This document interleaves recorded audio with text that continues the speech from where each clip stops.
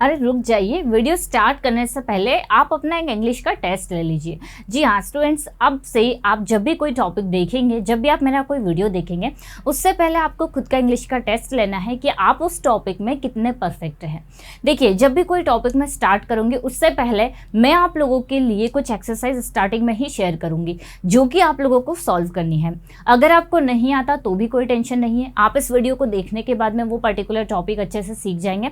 अगर आपको आता है तो बहुत अच्छी बात है, आप इस वीडियो के साथ साथ उस टॉपिक की प्रैक्टिस कर सकते हैं जिससे कि आपका उस पर्टिकुलर टॉपिक में बहुत ही अच्छा परफेक्शन हो जाएगा। सो दोनों ही सिचुएशन में गाइस वीडियोस आपके लिए हेल्पफुल होने वाली है।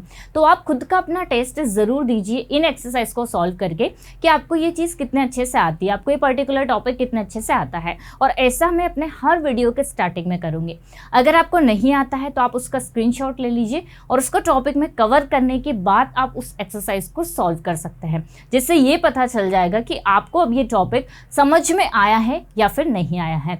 So guys, my name is खुशी और आज के इस वीडियो में हम लोग कीप के सेंटेंसेस देखने वाले हैं। देखेंगे कि कीप कितना आराम से हम लोग यूज़ कर सकते हैं, कितना ईजी है, टेंसेस के जैसे है। उसका टेंस में भी यूज़ होता है, मॉडल्स में भी यूज़ होता है और हम अगर देखें तो इंपरेटिव सेंटेंसेस में भी इसका यूज़ किया जाता है। तो चलिए गाइस, वीडियो को स्टार्ट करते हैं। गाइस देखिए, यहाँ पर आपको कीप दिख रहा है इन डिटेल। ओके, कीप आज हम सारे सेंटेंसेस कीप के पढ़ेंगे। तो अगर हम कीप के मेन वर्ब की बात करें, मतलब अगर इसके हिंदी मीनिंग की बात करें, तो इसका हिंदी मीनिंग होता है जारी रखना, किसी भी काम को कंटिन्यू करना। तो ये इसका हिंदी मीनिंग हो गया। तो अब जब भी ये किसी सेंटेंस में यूज़ होगा तो इसका मीनिंग भी कुछ इस तरह से निकलने वाला है। तो अब सबसे पहले हम इसको 3 टेंसेस में देखेंगे: present simple, past simple and future simple.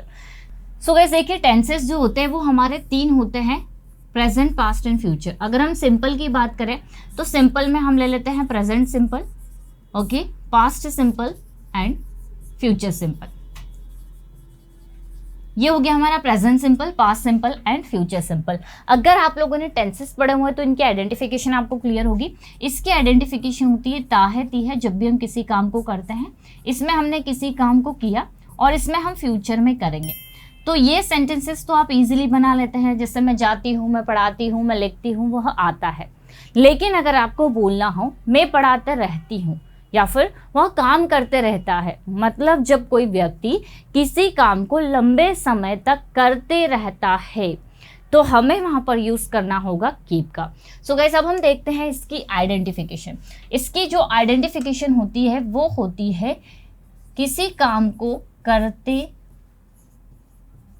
रहता है या फिर रहती है। किसी का भी यूज़ हम कर सकते हैं, डिपेंड करेगा सब्जेक्ट क्या है, रहता है, रहती है या फिर रहते हैं। तो जब हम किसी काम को करते रहते हैं ज़्यादा समय तक, तो गाइज यहाँ पर ये वाला जो सेंटेंस है ये है हमारा प्रेजेंट सिंपल, ये है पास्ट सिंपल एंड ये है फ्यूचर सिंपल। तो ये चीज़ आप लोग देख लेंगे, ये हमारा टेंस के अकॉर्डिंग चल रहा है। इसको हम प्रेजेंट सिंपल में यूज़ करेंगे, इसको हम पास्ट सिंपल के अकॉर्डिंग यूज़ करेंगे एंड इसको हम यूज़ करेंगे फ्यूचर सिंपल के अकॉर्डिंग। तो देखिए, जब भी आप किसी काम को करते रहते हैं, कुछ मतलब लंबे समय तक आप करते रहते हैं, आपको सब्जेक्ट के बाद कीप लगाना है। कीप्स लगेगा सिंगुलर के साथ एंड वर्ब में लगा देना है आईएनजी। जैसे अगर आपने कहा मैं पढ़ाती हूँ तो आपका सेंटेंस कुछ इस तरह से बनेगा, आई टीच। लेकिन अगर आपको ये बोलना हो मैं पढ़ाते रहती हूँ, अब आपने क्या कहा, मैं पढ़ाते रहती हूँ, तो आपका सेंटेंस बनेगा आई कीप टीचिंग। अब देखिए आपने क्या किया, कीप लगा दिया और वर्ब में क्या लगा दिया, आईएनजी। सो ये दोनों ही सेंटेंस अलग अलग मीनिंग दे रहे हैं जो हम अलग अलग सिचुएशन में यूज़ करेंगे। इसका मीनिंग निकल रहा है मैं पढ़ाती हूँ, इसका मीनिंग निकल रहा है मैं पढ़ाते रहती हूँ। उसी तरह से मैं इंग्लिश बोलते रहती हूँ, मतलब इसका ये वाला जो काम है मैं अक्सर करते रहती हूँ और लंबे समय तक करते रहती हूँ। तो I keep speaking English, I keep speaking English. मैं सोचते रहती हूँ, आई कीप थिंकिंग। मेन जो चीज़ है जो आपको ध्यान रखना है वो है आइडेंटिफिकेशन। किसी काम को करते रहते हैं, रहती है, रहता है, कोई भी, ओके। प्रेजेंट सिंपल है इसलिए। अगर हम बात करेंगे सिंगुलर की, हमने अगर कहा कि राम पढ़ाई करते रहता है तो Ram keeps studying, Ram keeps studying. वह क्रिकेट खेलते रहता है, he keeps playing cricket, he keeps playing cricket. मैं गाना गाते रहती हूँ, I keep singing a song, I keep singing a song. Clear. So guys जो भी काम आप प्रेजेंट में करते रहते हैं आपको यूज करना है कीप का प्रेजेंट सिंपल टेंस। क्लियर। अगर हम बात करें पास्ट सिंपल टेंस की, सो गाइस देखिए कीप की सेकंड फॉर्म हो जाती है केप्ट। अब अगर हम बात करें इसकी हिंदी आइडेंटिफिकेशन की, तो इसमें हम किसी काम को करते रहे लंबे समय तक, या फिर हम किसी काम को करते रहते थे। ठीक है, जैसे कि मैं इंग्लिश बोलते रहती थी। अब देखिए मैंने क्या कहा, मैं इंग्लिश बोलते रहती थी, तो हमारा सेंटेंस बनेगा आई केप्ट स्पीकिंग इंग्लिश। यहाँ पर हमें केप्ट यूज करना है क्योंकि अब जो हमारा टेंस है वो पास्ट में हम लोग बना रहे हैं। मैं गाना गाते रहती थी, तो I kept singing a song. मैं पढ़ाई करते रहती थी, I kept studying. Ram cricket खेलते रहता था, तो Ram kept playing cricket. Ram kept playing cricket. वह यहाँ आते रहती थी, मतलब वह इस काम को करते रहती थी लंबे समय तक, तो she kept coming here. She kept coming here.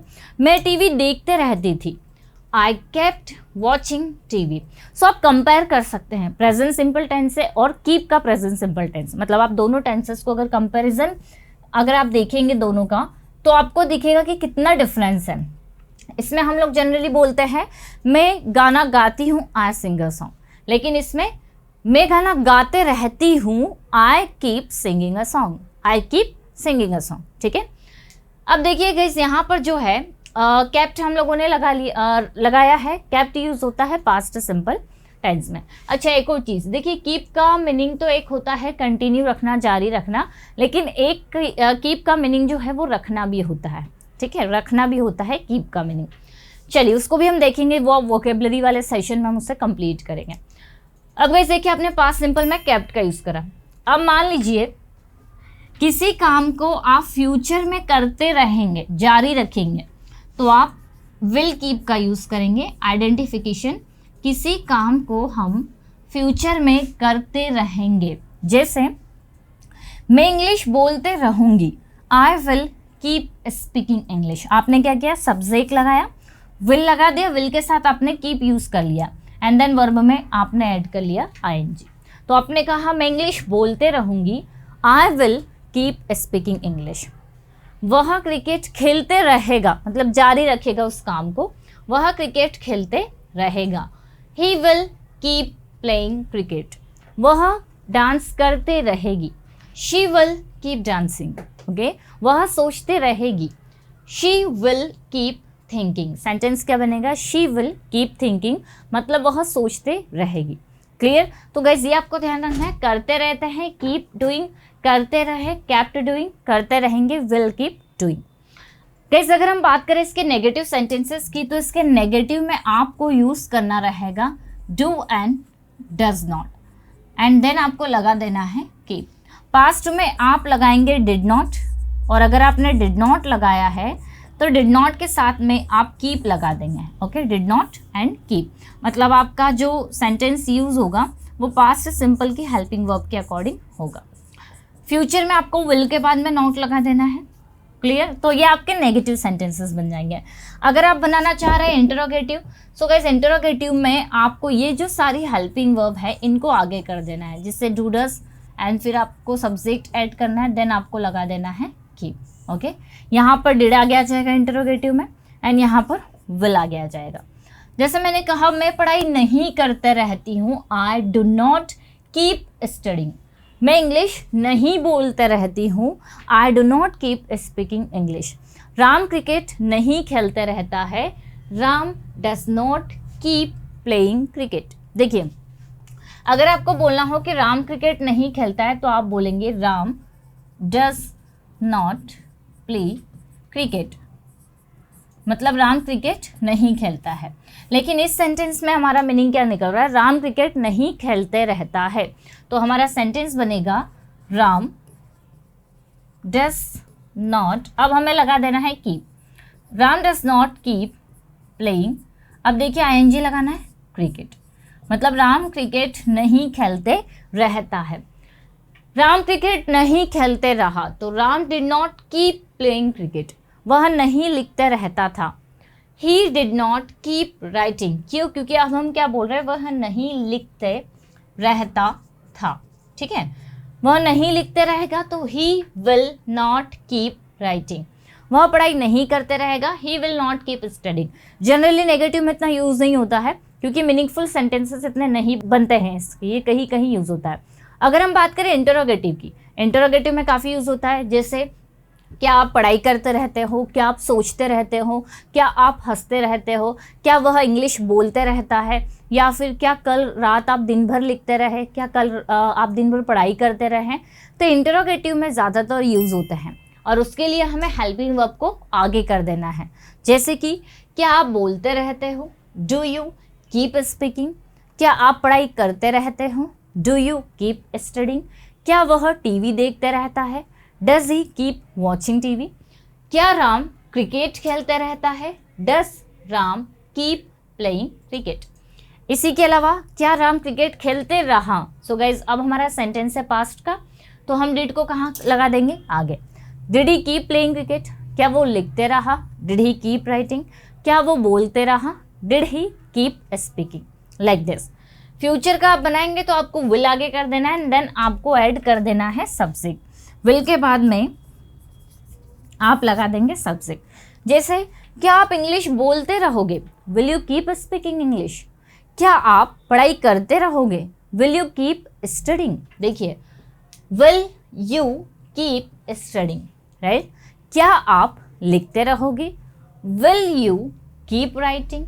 So guys इस तरह से हमें अफर्मेटिव, नेगेटिव और इंटरोगेटिव बनाना है क्योंकि ये सेंटेंसेस बहुत ज़्यादा यूज होते हैं स्पेशली अफर्मेटिव और इंटरोगेटिव में। तो ये पार्ट 1 है। अभी इसका पार्ट 2 में लेकर आऊँगी जिसमें कीप के अदर यूजेस हम लोग देखेंगे। सो आई होप गाइस आपको ये समझ में आया होगा। आपको लोगों को मेरे साथ साथ प्रैक्टिस करते चलना है कोई भी वीडियो हो, ताकि आप हर एक सेंटेंस को प्रैक्टिकली यूज़ कर पाए। सो गाइस अगर वीडियो पसंद आई आप इसे लाइक कर दीजिए, शेयर कर दीजिए और बेल आइकन को आप ज़रूर से प्रेस करिएगा ताकि जब भी मेरी कोई वीडियो अपलोड हो आपको नोटिफिकेशन मिलता रहे।